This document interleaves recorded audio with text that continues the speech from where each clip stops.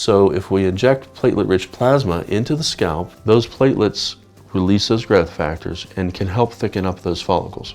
Sometimes, start the planting of the plants with a little bit of fertilizer or Miracle-Gro or something in the soil to give it what it's going to need to get going. It shortens the dormancy because the grafts will go in here and then they'll kind of go to sleep and not grow for a while. Now we're going to start making some sites here. You feeling anything?